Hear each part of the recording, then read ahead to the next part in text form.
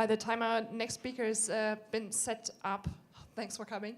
I forgot a few announcements. I did make my notes, but of course I forgot some. So just that you know, when we have our coffee break, down there in the next room, there's a fantastic thing for you. That's the J&J Donate a Photo booth. So go take some pictures, and the donation will go to Operation Smile, which you probably all should know. So please go there, have some fun, make great pictures, and do that for a good cause. The other thing I need to say is you have seen we are filming this event and we are making pictures. In case somebody feels completely uncomfortable to have that in the internal J&J network, it might be that you appear there somewhere. Please come to us and tell us so that we can take appropriate measures for that. And the last thing, I've been seeing people taking pictures of the slides. We are going to make the slides available after. So now we're very happy to welcome Paulina Kalusova, I hope I spelled the name correctly, to give her talk about diversity and LGBT at the workplace.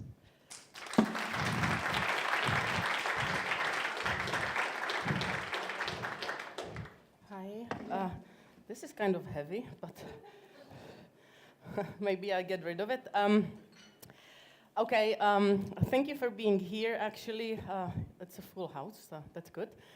My name is Pavlína Kalousová. I am a part of the initiative that is called Pride Business Forum, which is actually an initiative of businesses who came together with other organizations such as Prague Pride.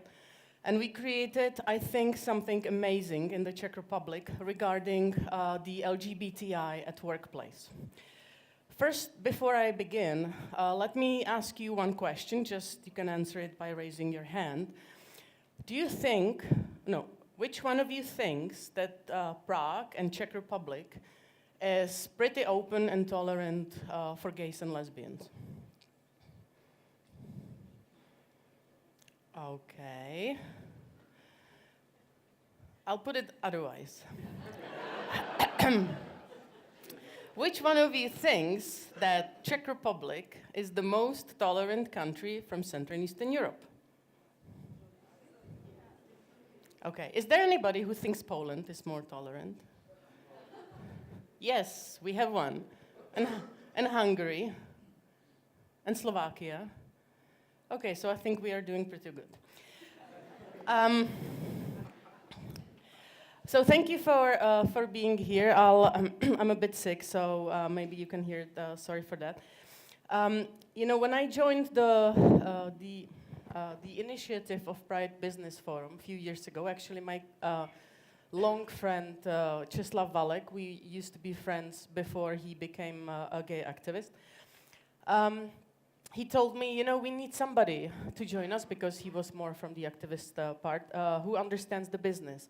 Because I know it from the US and other countries, and I want to bring it here, that the businesses, ally with activist organizations, they advocate for LGBT rights. And I just thought, what, I'm not sure about that. It's not relevant to me, people would get wrong assumptions about myself. And actually, I have been there for 8 years now, and I experienced a lot of de-stereotyping myself and de-stereotyping people that I know. Of course, they thought when I joined the initiative that I'm the business lesbian in the country. And of course, I had to fight with myself. Shall I tell them I'm not? So this was some kind of a way that I just went through as well as the others in the business, because they were thinking, when she's not a lesbian, when they finally found out, why she's doing it. So I think it helped to push the issue a bit. And just let me, explain to you what kind of journey we went over the years. In 2006, the Czech government finally approved the registration partnership, or civil rights partnerships. And of course, at that time, it was like, okay, we give you this, but please don't ask for more, okay? If you come in few years with more, we warn you, we will remember that, and we will not give you that. Today, like explicitly today, my friends are in the House of Reps advocating during the first hearing in the parliament for the Equal Marriage Act. And of course, you know, they have to listen to this. We told you in 2006, we are still here, that, you know, you will be asking for more, and now it, you know, we have it. And of course, they are experiencing the backlash, okay, from some groups, especially Christian Democrats. We have been going through this campaign, which is called Please Be Fair, advocating for the Equal Marriage Act in the Czech Republic. And all of a sudden, you know, groups that haven't been interested in this pop up and started to, you know, collect signatures under the petition. So there are actually, we tried to ease this. So now we have a joint discussion. One, the Equal Marriage Act, and at the same time, the amendment to the Constitution is being discussed. That should somehow fix for years, maybe forever, that marriage is only between a woman and a man. Even though 60% of the public, sorry, 67% of the public in the Czech Republic support the Equal Marriage Act for gays and lesbians. So let me share how business has been involved in this and how we try to sort of bring the LGBTI agenda to the workplace. I have the presentation here. I can click it, but you don't need it actually. But anyway, okay. So why we all do it? So these are some of the heroes. I'll be talking about them later on. But why we do it? These are some of the research that is just fresh. We did it together with one international organization. Actually, they are not public, so therefore the source is not there. I didn't get the permission, but I just was so eager to share it with you. So 47% of young people return to their closet after they enter their first job in the Czech Republic. Thank you. Only 18% are completely out. Only 24% are out at work and at home, compared to 61% in the Netherlands. So there is a 40% gap what we should be addressing. 33% of them return to closet with their direct managers, and 17% with their direct colleagues at work, with their first job. And 86% of young people want to work for an employer that is LGBT friendly, open and friendly. So there is, I would call it a human rights or human rationale behind it, but at the same time there is a business case. I experienced through the initiative many young gays and lesbians who just decided to change their job towards the company that was a part of the Pride Business Forum initiative. And as you know, Czech Republic, there is almost zero unemployment now. So there is, if you're losing talent only based on this, I think companies started to think about it as well. We also asked them about their experience. I would generally describe the situation in the Czech Republic as not direct discrimination, though there were some stories. But I would rather describe it as more of a denial stage. Usual answer that you get from a typical company is, we have no gays. Okay?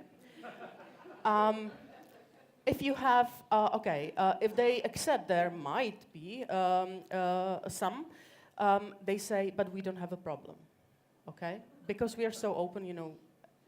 I'm sure that if there would be a problem, they would come up and tell us about it. The second sort of element I can hear is being reluctant. Okay, so we know we have some gays. We know there might be a problem, but actually we don't think we need to intervene. From one manager, we just received sort of a, I would call it a metaphorical description, like please do not wave with the rainbow flag in my company. So what do we try to do? We try to address, let me skip that, I'm talking too fast. We are trying to address all the level of companies that we have. I would, group them into how. So we have companies who are already on our way, but they are asking for tools how to help the situation, what they can do. The second group of companies we are working with, I would call them why. So they are still at the early stage, asking for arguments around why they should get involved. And the third group, I call it what. We try to feed these with information. So, like 8 years ago, we put together this initiative, which is called Pride Business Forum, which is actually a platform of companies who can share, who can advocate, and I'll go into more detail. We started as a one-off event with a conference every year. First conference was like for 50 people, like 99% were foreigners. And we were thinking at that time, aren't we too premature? Isn't it too early for the country?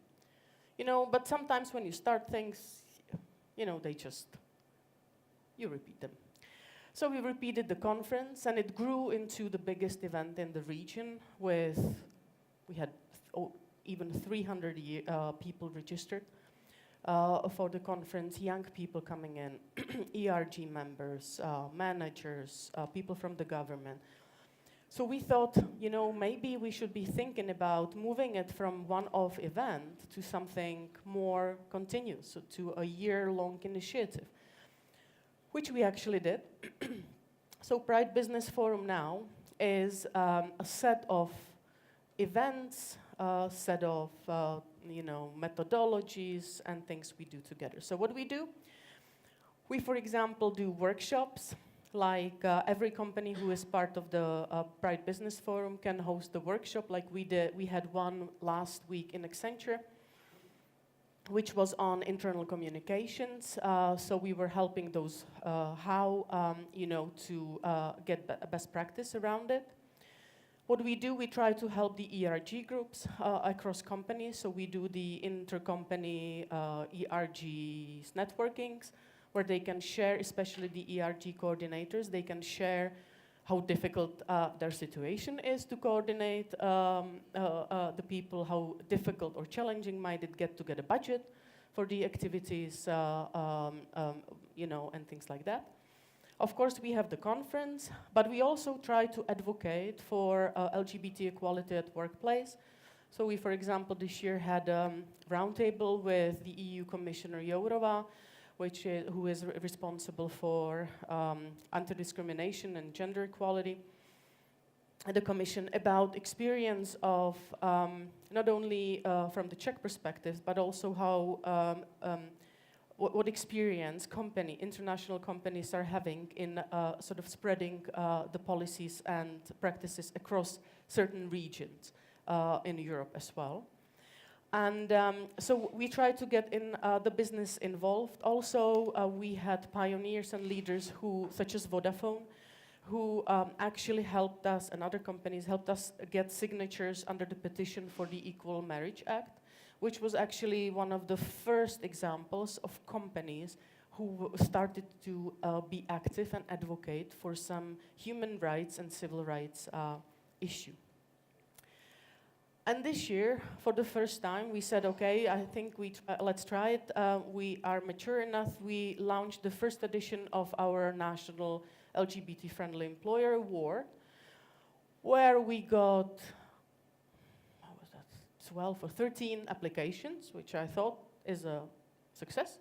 One was from the governmental office. Wow. And no, those from Czech Republic know what I'm talking about.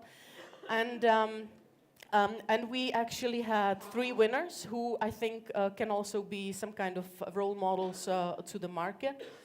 One is, or 2 are already mentioned. One is Vodafone, who is actually a leader in this, also locally. They have a very open environment. They do a lot, you probably know, but they are also publicly involved, not only through Prague Pride Festival, but also throughout the year. They do internal events where they collect money for a counseling service for young gays and lesbians, which helps them with the coming out, or if they have any challenging situation. The second company who is actually quite advanced in it is Accenture, who actually received an award for active leadership because their CEO is supporting the issue very publicly. Actually, he was the first CEO who came to our conference and stayed the whole day, not only for the session that he was speaking at. And the third company is ExxonMobil, who is actually very active with their ERG, doing a lot of activities internally, and is not that publicly visible, but that has a reason. So, what we actually did to make some kind of umbrella for all what we are doing is that we came with something which is called the Pride Business Forum Memorandum. All of those companies are sort of signed the Diversity Charter, which is European Diversity Charter, which is a document where they committed to support diversity and inclusion across Europe. But we thought, let's make it more specific. For the LGBTI.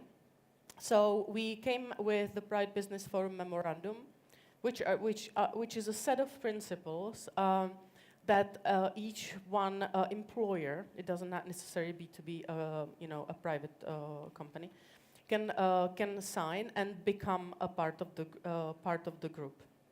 And as I am coming back to the beginning, so these are some of the leaders you can see that are very active behind and help us to drive the initiative. And some of them just started when we started with the initiative, saying, okay, there is something with my headquarters, I don't know what to do with it locally. So we help them. But some of them, some initiatives just came from the employees. So at the beginning, there was not, top level support, but there were just young people after the university who just thought this is not right, that I can't be out at my workplace. So they just push their CEO and their top management, and we try to support them with that. So. At workplace, we are still struggling to get things right here. One thing we are struggling with is to get equal benefits for gays and lesbians compared to, hetero couples and hetero families. Something is set by the law, but majority isn't.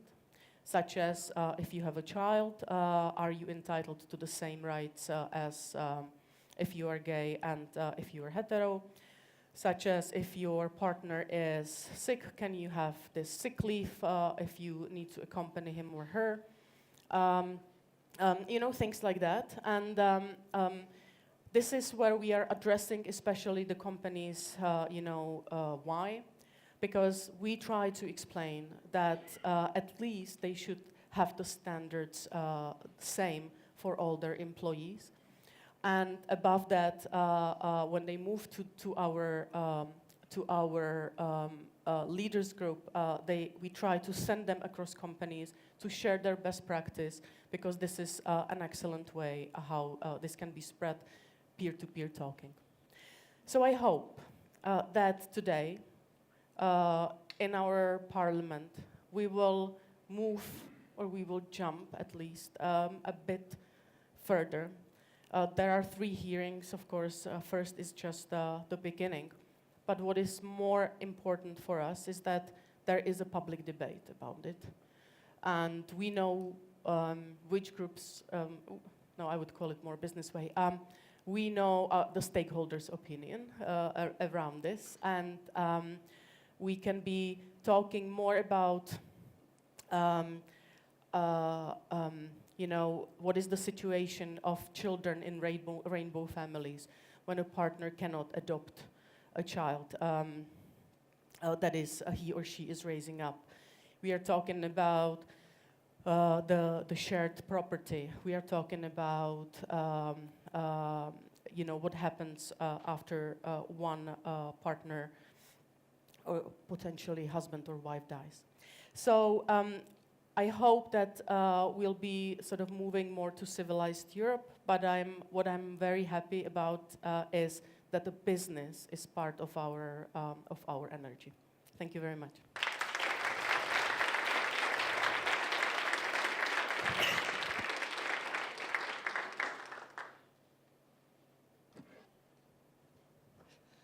Thank you so much for that inspiring talk.